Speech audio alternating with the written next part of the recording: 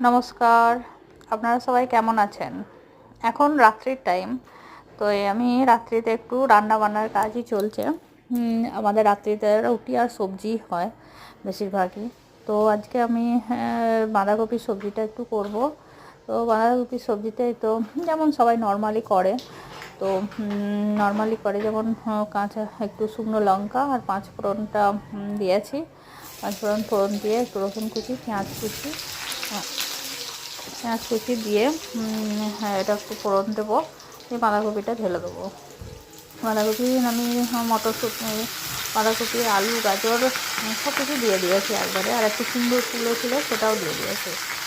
তো একসাথে সব কিছু দিয়ে এটাকে নাড়াচাড়া করে ঢেকে ঢেকে রান্না করব।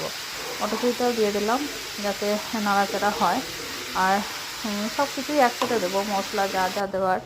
যেমন টমেটো কুচিও দিয়ে দিলাম। আর টমেটো কুচি দেওয়ার পর একটু নরম হবে।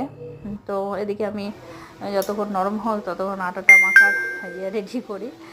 তো এর মশলা একটু আদা বাটা দিয়ে দিলাম, আদা বাটা আর একটু জিরে গুঁড়ো, ধনে গুঁড়ো একসাথে, আর হলুদ গুঁড়ো, লঙ্কা গুঁড়ো, ব্যাস। আর আমি সামান্য একটু মিষ্টিও দিই, নুন মিষ্টি, এটা তো পরিমাণ মতো সবাই দেয়। এরকম এবার আমাদের মোচা ছাড়ানো রেডি হচ্ছে কালকেকার জন্য।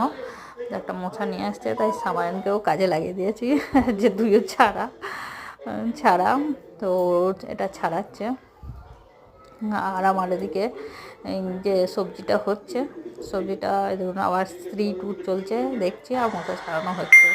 তখন যেমন দেখতে দিয়েছেন হয়ে গেছে, মোচা ছাড়ানো হয়ে গেছে, বসে পড়েছে, আমার সবজি রেডি। বাই।